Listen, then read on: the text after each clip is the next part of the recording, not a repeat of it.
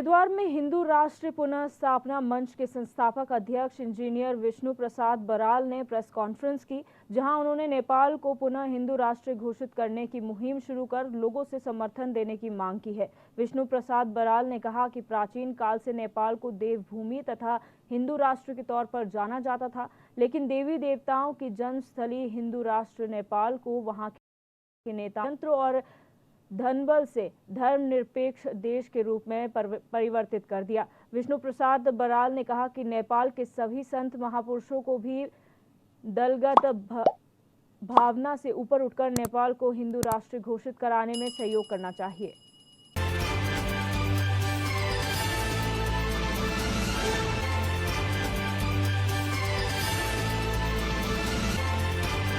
हम हैं update India, सच सच्चाई के साथ। प्राचीन काल से नेपाल को देवभूमि तथा हिंदू राष्ट्र के तौर पर जाना जाता है। नेपाल में माता सीता और गौतम बुद्ध जैसी दैवीय विभूतियों का जन्म नेपाल में ही हुआ था और इसे अत्यंत पवित्र माना गया है। नेपाल की जनता को इसका पता नहीं चला। विष्णु प्रसाद बराल ने कहा है कि नेपाल ने सभी सत महापुरुषों की दलगात भगवान से ऊपर उठाकर नेपाल को हिंदू राष्ट्र घोषित करवाने से सहयोग करना चाहिए। इसी में प्राचीन हिंदू राष्ट्र नेपाल के आम जन समाज की भलाई है। हरिद्वार उत्तराखंड से अपडेट इंडिया के लिए हमारे संवाददाता ऋषभ चौहान की न्यूज।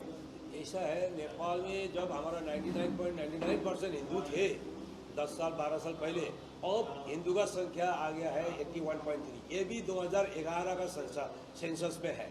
आज 2021 के सेंसस में कितने हिंदूवादी बच्चे हैं वो कहना मुश्किल है, क्योंकि सरकार इसको डिक्लेयर करने में असमर्थ है। जब 0% में जाएगी तभी डिक्लेयर करने में लोग लगे हुए हैं और डेली दिन में हजारों संख्या में परिवर्तन हो रहा है। और धारा 26 नेपाल संविधान के तहत पारा 3 में लिखा गया है कि धर्म परिवर्तन कोई करता था उसका ऊपर कार्रवाई दंडनीय होगी, लेकिन उसके ऊपर नहीं हुआ। सरकार धन और बल के माध्यम से धर्म परिवर्तन करा रहा है। एक ये मेरा कहना है। दूसरा हमारा मंच का कहना है, आज MCC एक 1860 एक्ट के अंडर NGO है, उसको नेपाल का एक भागीदारी सेशन करके संसद में पास करने जा रहा है और उसने नेपाल का आर्मी NGOs के आर्मी के अंडर में कमांड में रहेंगे। तब देश का सुरक्षा कहाँ रहेगा, धर्म कहाँ रहेगा, ये कोई नहीं बता सकते हैं। इसका मेरा कहना है कि नेपाल में संपूर्ण जोड़ा अखाड़ा संपूर्ण साधु संत सबको ये आग्रह करता तो भारत सरकार को भी ये मंथन करके आगे नेपाल में इस तरीके का हरकतें को थोड़ा डिप्लोमेटिक डायलॉग करना बहुत बेहद जरूरी है, क्योंकि नेपाल में कोई भी कीमत में MCC पास हो गया, इसका मतलब विश्व का हिंदू का दुर्गति हो जाएगी। इसलिए उसको रोकना बहुत जरूरी है, आवश्यकता है। ये मेरा कहना है। और हमारा मंच का कहना ये है, अभी हम तन मन धन से लागे हैं। नेपाल को हिंदू राष्ट्र डिक्लेयर हो चुकी है, हम लोग करते हैं और इसके लिए सरकार आगे आए और इसका समर्थन देके डिक्लेयर करे। नहीं तो हम आंदोलन भी कर सकते हैं, क्रांति करना पड़े, उसमें भी हम आगे बढ़ने के लिए आप पीछे नहीं हट सकते, क्योंकि हिंदुत्व को खत्म करना इतना आसान नहीं है। क्रांति जब होगा, महाभारत तो बनेगा, तो नेपाल भी हिंदू राष्ट्र के तहत महाभारत बन के ही हिंदू राष्ट्र होगा। ये मेरा कहना है। और सरकार को मैं आह्वान देना चाहता हूँ, इस समय संपूर्ण ये ना बिक्री हो और धन और बल के जोर पर जनता को, हिंदू जनता को न दबाया जाए। उनको स्वतंत्र प्रभाव से रहने का अधिकार है, उसी तरीके से रहना देना अति आवश्यक है। आज प्रदेश नंबर 2 में मुस्लिम एक मुख्यमंत्री है, उन्होंने आज हमारा रामनवमी में छुट्टी नहीं देता, कोई पर्व में हिंदुत्व का पर्व में छुट्टी नहीं देता है और मुस्लिम के पर्व में छुट्टी देता है। ये क्यों उन्होंने इस तरीके का संविधान के खिलाफ कार्य कर रहा है, क्यों केंद्र सरकार उनको बोल नहीं पा रहा है, ये मेरा कहना है। नेपाल हिंदू राष्ट्र पुनर्स्थापना मंच की ओर से एक कार्यक्रम का आयोजन किया गया। इस कार्यक्रम में साधु संतों के साथ जूना अखाड़े के महामंडलेश्वर ने भी हिस्सा लिया। इस दौरान मंच के संस्थापक विष्णु प्रसाद ने कहा कि नेपाल को हिंदू राष्ट्र बनाने के लिए वो हरिद्वार में साधु संतों के बीच आशीर्वाद लेने पहुंचे हैं, क्योंकि कुछ विदेशी ताकतें हैं जो नेपाल को बर्बाद कर रही है। नेपाल को पुनः हिंदू राष्ट्र स्थापन करना बहुत जरूरी हो गया है। आज जहाँ देवी देवता ऋषि मुनि का तपोवनी और सीता माता का जन्मस्थल, गौतम बुद्ध का जन्मस्थल और पशुपतिनाथ और मुक्तिनाथ, दामोदरपुर और शालिग्राम के देश में इस दुर्गति के हालात इन लोग ने धर्म पर लाद दिया गया है तौन बल और धन के माध्यम से।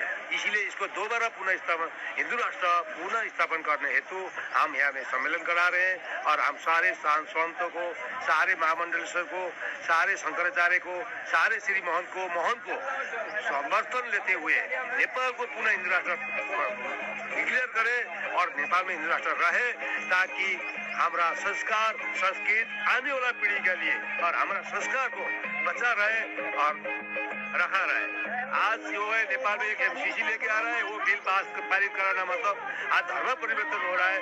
जहाँ 99% हिंदू थे वहाँ अभी 81 हो गया, बाकी हिंदू कहा गया, धर्म परिवर्तन हो रहा है। भारत में वही हिसाब से धर्म परिवर्तन। और भारत का बाद नेपाल का बाद एक हम पड़ोसी देश है, रोटी रोजी का हम लोग का आस्था है और बेटी सीता माता और राम का रिश्ता है। हम लोग अपने घर के बंदे हैं, इसलिए हम बाकी देश के जैसा भारत को नहीं तुलना कर सकते। भारत का साथ हमारा दूसरा मुख्य भूमिका है और ससुर दमाद की भूमिका है। ये एक नेपाल हिंद राष्ट्र का एक मंच है जिसके अंतर्राष्ट्रीय संयोजक और अध्यक्ष इंजीनियर विष्णु प्रसाद बराल जी हैं, जिनके आयोजन में, जिनके तत्वावधान में ये नेपाल हिंदू राष्ट्र के शरदूतला को लेते हुए यह आयोजन इन्होंने यहाँ पर कुंभ के इस मेले के अवसर पर किया है, जिसमें सैकड़ों संतों को यहाँ पर और विभिन्न अखाड़ों के संतों को, महामंडलेश्वरों को, मंत्रियों को, सबको यहाँ पर बुलाया गया था, जिसका एक उद्देश्य था कि जो भारत और हिंदू जो राष्ट्र हिंदू राष्ट्र है वो हिंदू राष्ट्र अखंड रहे। उस विचारधारा के तहत सबको यहाँ पर आमंत्रित किया गया। स्वागत है आप सभी का खबरें हरिद्वार से।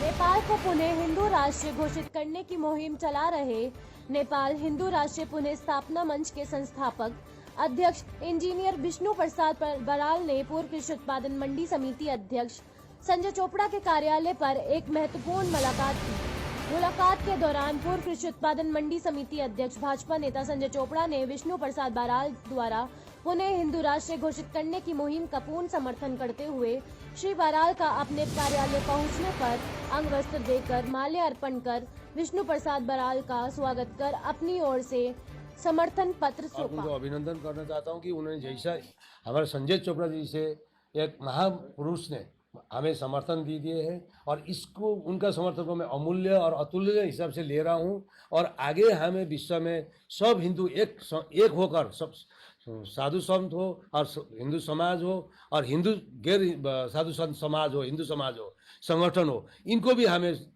समर्थन का जरूरत है। और विश्व में जो हिंदुत्व का अवस्था होते जा रहा है, टोटल विश्व में 15% हिंदू बचे हुए हैं। अब 15% में से अगर हम एक नहीं होंगे, विश्व का हिंदू एक होकर आगे अगर मुहिम नहीं चलाएंगे तो यही 15% में नहीं रहेगा। इसका समझते हुए मैं उनका आभारी हूँ और उनको मैं अभिनंदन करता हूँ क्योंकि उन्होंने अपना समर्थन संपूर्ण देशवासियों के साथ मिलकर चलने के लिए आह्वान कर चुके हैं। इनके लिए मैं बहुत आभारी हूँ और आगे भी उनसे मैं ये उम्मीद करता हूँ कि इस तरीके का समर्थन हमें मिलेगा।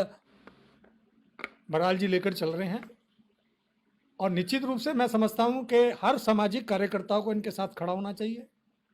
संत महात्माओं का इन्होंने आशीर्वाद ले ही लिया है जहाँ तक मैं समझता हूँ। तो एक सामाजिक कार्यकर्ता की हैसियत से मेरा धर्म बनता है कि इस पवित्र मुहिम में मैं इनके साथ में खड़ा हूँ। देखिए, भगवान श्री राम ने जब लंका पर विजय पाई थी तो उस दौरान भगवान श्री राम ने बानरों को संगठित किया और बानर उस टाइम पर मैं समझता हूँ असंगठित क्षेत्र में थे। असंगठित क्षेत्र में बानर थे और असंगठित क्षेत्र के बानरों का किस प्रकार से उन्होंने सदुपयोग करा। तो मैं कहना चाहता हूँ उसमें हमारे इष्ट देव हनुमान जी भी थे, बाली भी थे, सुग्रीव भी थे। इस प्रकार के ऐसे योद्धा थे उसमें, उन बानरों की सेना में। उन बानरों के बलबूते पर राम जी ने लंका पर विजय पाई थी। तो उसमें जो गिलहरी थी एक, जो समुद्र में गोते लगा रही थी और बार बार उस पुल निर्माण में रेता डाल रही थी अपने शरीर पर लपेटकर, उसकी भांति एक गिलहरी की भांति बराल जी की इस मुहिम में मैं उनकी सपोर्ट करना चाहता हूं, समर्थन करना चाहता हूं। नेपाल हिंदू राष्ट्र पुनः स्थापना मंच के संस्थापक अध्यक्ष विष्णु प्रसाद बराला का संजय चोपड़ा ने स्वागत कर समर्थ पत्र सौंपा। नेपाल को पुनः हिंदू राष्ट्र घोषित करने की मुहिम चला रहे नेपाल हिंदू राष्ट्र पुनः स्थापना मंच के संस्थापक अध्यक्ष इंजीनियर विष्णु प्रसाद बराला ने पूर्व कृषि उत्पादन मंडी समिति अध्यक्ष संजय चोपड़ा के कार्यालय पर एक महत्वपूर्ण मुलाकात की। मुलाकात के दौरान पूर्व कृषि उत्पादन मंडी समिति अध्यक्ष भाजपा नेता संजय चोपड़ा ने विष्णु प्रसाद बराला द्वारा पुनः हिंदू राष्ट्र घोषित करने की मुहिम को पूर्ण समर्थन करते हुए श्री बराला को अपने कार्यालय पहुंचने पर अंग वस्त्र देकर माल्यार्पण कर विष्णु प्रसाद बराला का स्वागत कर अपनी ओर से समर्थन पत्र सौंपा। पेशे से इंजीनियर विष्णु प्रसाद बराला संत समाज व अन्य सामाजिक संगठनों की ओर से नेपाल को पुनः हिंदू राष्ट्र बनाए जाने की मुहिम में समर्थन अर्जित करने में एक लक्ष्य की भांति समर्थन मिशन चलाए हुए हैं। अपडेट इंडिया के लिए हरिद्वार उत्तराखंड से हमारे संवाददाता ऋषभ चौहान की रिपोर्ट। बराल जी लेकर चल रहे हैं और निश्चित रूप से मैं समझता हूं कि हर सामाजिक कार्यकर्ताओं को इनके साथ खड़ा होना चाहिए। संत महात्माओं का इन्होंने आशीर्वाद ले ही लिया है जहाँ तक मैं समझता हूं। तो एक सामाजिक कार्यकर्ता की हैसियत से मेरा धर्म बनता है कि इस पवित्र मुहिम में मैं इनके साथ में खड़ा हूं। देखिए, भगवान श्री राम ने जब लंका पर विजय पाई थी तो उस दौरान उन्होंने भगवान श्री राम ने बानरों को संगठित किया और बानर उस टाइम पर मैं समझता हूं असंगठित क्षेत्र में थे। असंगठित क्षेत्र में बानर थे और असंगठित क्षेत्र के बानरों का किस प्रकार से उन्होंने सदुपयोग करा, तो मैं कहना चाहता हूं उसमें हमारे इष्ट देव हनुमान जी भी थे, बाली भी थे, सुग्रीव भी थे। इस प्रकार के ऐसे योद्धा थे उसमें, उन बानरों की सेना में। उन बानरों के बलबूते पर राम जी ने लंका पर विजय पाई थी। तो उसमें जो गिलहरी थी एक, जो समुद्र में गोते लगा रही थी और बार बार उस पुल निर्माण में रेता डाल रही थी अपने शरीर पर लपेटकर, उसकी भांति एक गिलहरी की भांति बराल जी की इस मुहिम में मैं उनकी सपोर्ट करना चाहता हूं, समर्थन करना चाहता हूं, खुले समर्थन के साथ में। कोरोना काल चल रहा है, पहले सबसे पहले हमारी जिम्मेदारी यही बनती है कि हम कोरोना के बचाव के संसाधनों को और कोरोना के नियमों को हम उसका पालन करें। इस मुहिम को भी हमें सार्थक करना है। जैसे ही कोरोना काल समाप्त होगा, कोरोना काल धीमी गति पे आएगा, उस दौरान इनकी मुहिम को हम लोग अपनी मुहिम बनाकर इसे पूरे भारतवर्ष में तेज करने का काम करेंगे।